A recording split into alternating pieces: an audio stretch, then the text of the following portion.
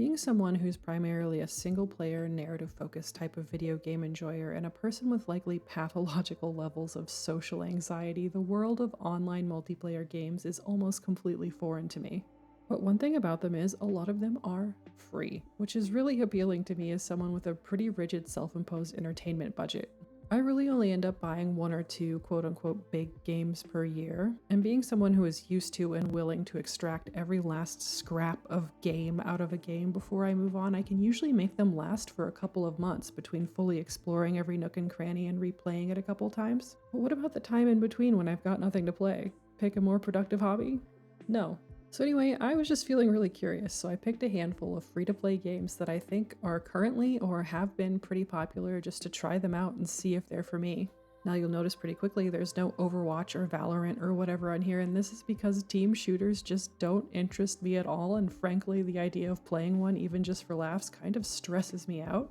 I should note that I have actually sunk probably hundreds of hours into exactly one multiplayer game, and that was Red Dead Online, which was included in my PlayStation 4 copy of Red Dead Redemption 2, where I completely avoided every other player in the session and just rode my horse around picking herbs to sell for 25 cents each until I could afford a new color of shirt. I did really like the horse races too. It was basically the perfect game for me as an adult horse girl, but when I eventually realized that I was essentially paying like $15 a month for PlayStation Plus, pretty much just to go on a virtual trail ride on an imaginary horse, I had to stop myself. Now, you may be wondering, if I no longer have access to this game, where did I get this footage? Surely you didn't have it laying around taking up space on your hard drive all these years? No, I didn't. In fact, when I booted up my PS4 to presumably grab some shots of Arthur riding around for B-roll, I clicked on online mode out of curiosity, just to see what the access denied, please give money notification looked like, and it just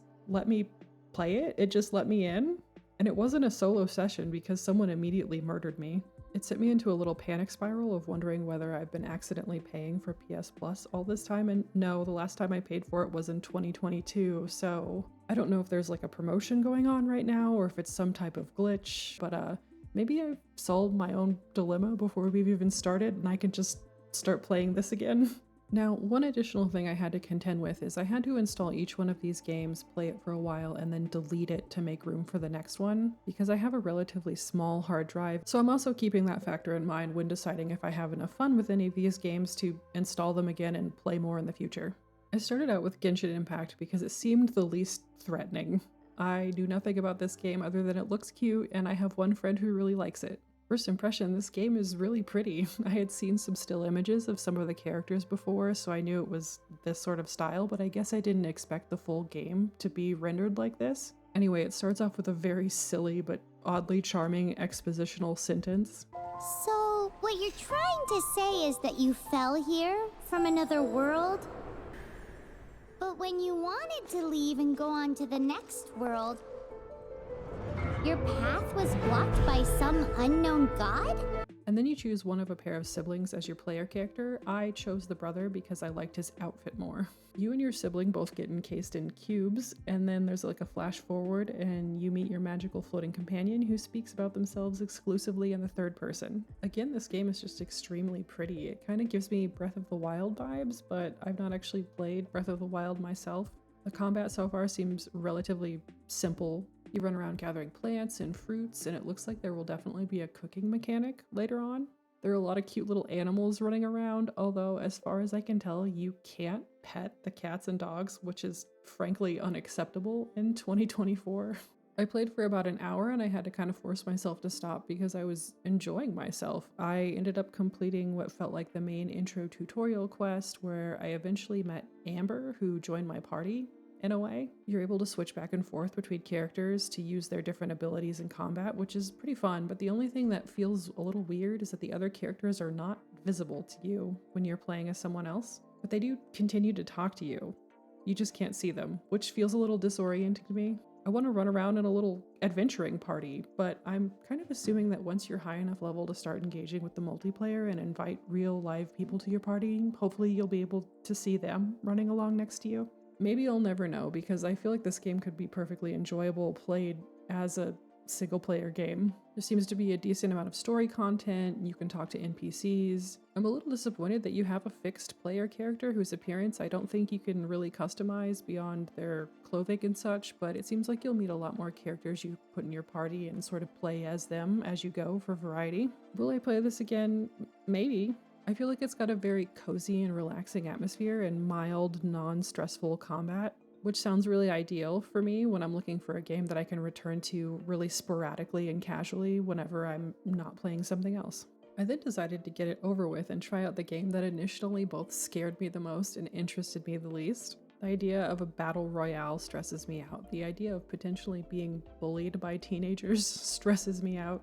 From an outsider perspective, the game always looked too frantic and overstimulating for my taste. I think there might be too much game in this game. But I feel like Fortnite is such a cultural juggernaut that I should get in there and look at it myself at least once for like gaming literacy's sake. Upon starting up the game for the first time, I was bombarded by dozens of different game modes, I guess. Maybe some of these are like player created. I didn't know all of this was in here. Luckily, the regular old Fortnite is the first one at the top of the list. I was looking forward to doing some character customization, but I honestly couldn't quickly figure out if I could. It very well could be that you can't actually customize your character at all without spending the in-game currency, which you earn either by spending real money or maybe you can earn some through playing. I don't think I accumulated any in my short time. I only ended up playing 4 matches total and I won 3 of them, so I'm just really naturally gifted at Fortnite, I guess. I could be the best to ever do it. Actually, the game loads the lobby with bots for your first several matches to ease you into the gameplay and boost your confidence, I assume, which I actually think is a really good strategy for them. Like, even though I ultimately don't think this is for me, I can see how this gameplay loop can easily become addictive. And it would be to their disadvantage to have new players bounce off of it immediately because they get frustrated, because they need them to stay there and spend money on outfits.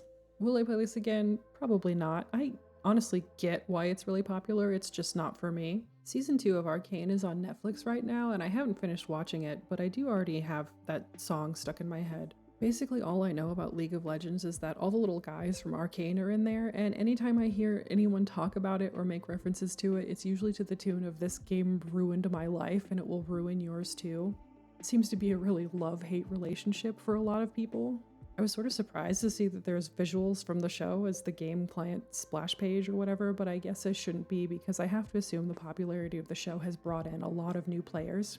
Anyway, on the official website, there's a how to play page, and this is a lot of onboarding. I think they meant to put this here to make getting into this game more accessible to new people, but frankly, it just made me more intimidated.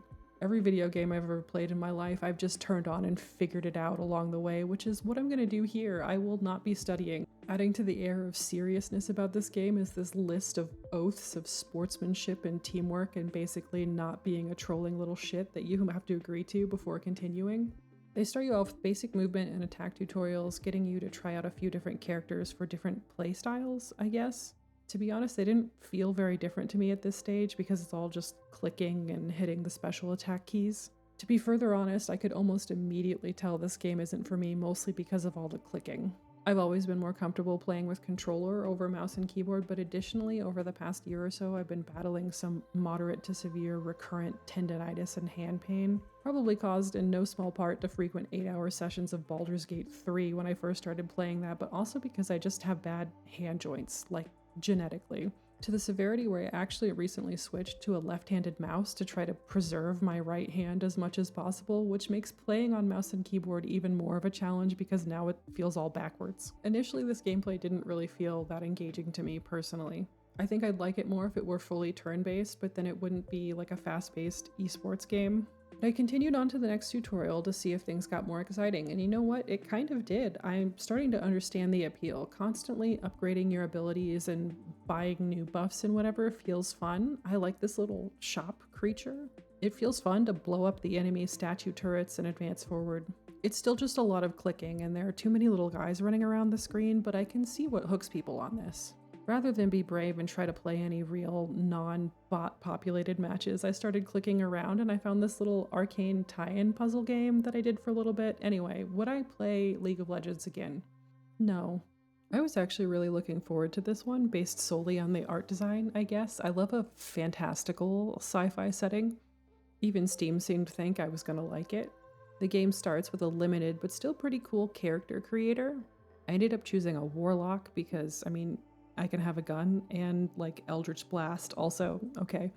I went with an awoken because why be a human when you could be a fancy human? I kind of regret not choosing the robot people though. I don't know if I can change it later. I don't know if these do anything other than just add flavor. There's then a pretty hefty intro cinematic explaining the general world building. I don't know if this stuff references things that happened in Destiny 1 since this is Destiny 2, or if that's even how this works, or if it's just like the basic stuff. The music is great and I really liked the art and the little animatics. Then yet another floating companion wakes you up from being dead, actually, I guess. Immediately, I will do anything to protect this little guy. This little robot is my new best friend. This is fallen territory. We aren't safe here. I have to get you to the city. You follow them around on the basic tutorial starting quest, and I can't explain to you why, really, but I was immediately locked in. The music, the sound design, the atmosphere, it all really works for me. I had a lot of fun. I don't always like first-person shooters, to be honest, but the movement in this one feels kind of, I don't know, slippery in a way that I really like. I know I'm still really low level and in the tutorial area, so probably the difficulty curve is very low, but it's still really fun to run around and blast all these guys. You can do an extra big double jump, there's a rocket bike that can strafe back and forth. I did a bunch of the starting missions and eventually the game gave me a sniper rifle and then it gave me my own space motorcycle.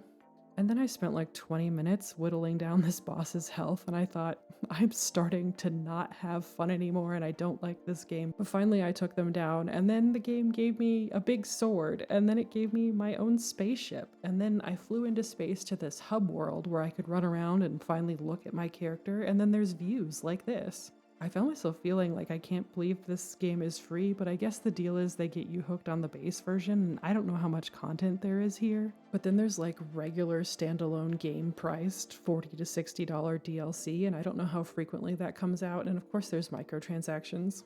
Will I play this one again?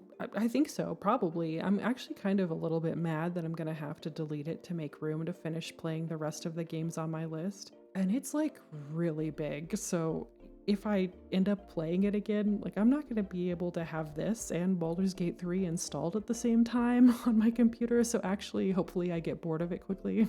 Moving right on to another fantasy-ish sci-fi looter shooter, but this one has blood in it and it's rated M for mature.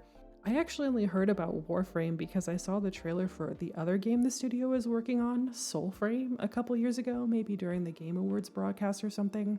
And I'm much more interested in that. I mean, look at this moose guy, but it's still in development, so I'll have to wait. I did sign up for the pre-alpha test because why not, but I don't really anticipate that I'll actually end up getting an invite. Anyway, I do like both, but I am much more partial to a weird fantasy setting than I am a weird sci-fi setting, but I wanted to see what was going on in this game too. Okay, and the vibes are immediately very sick. I'm very easily seduced by any music with a shamisen.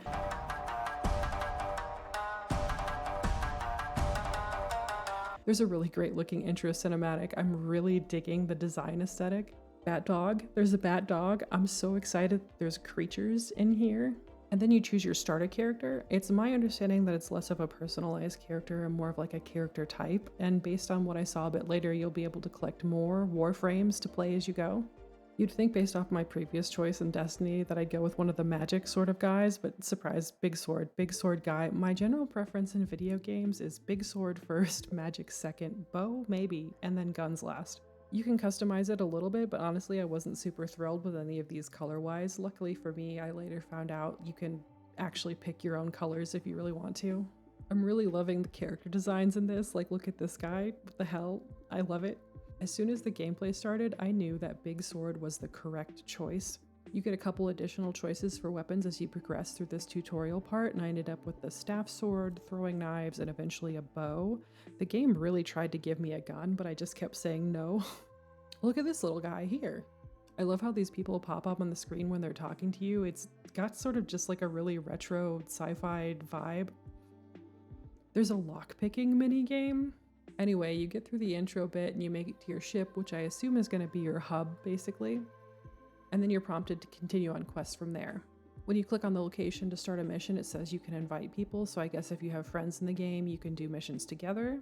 It suddenly added me to a squad of random players at one point, and I did a couple missions with them, but I immediately got left behind because the others just raced to the objectives and back out, and I wanted to break open all the little boxes. I want to loot in my looter shooter, so I just set my session back to private. There's a codex here. I love a good codex. It looks like there's a lot of stuff in here. There are companions. I can get my own bat dog, it seems, or a space cat. It shows you all the different Warframes, and some of these designs look really cool.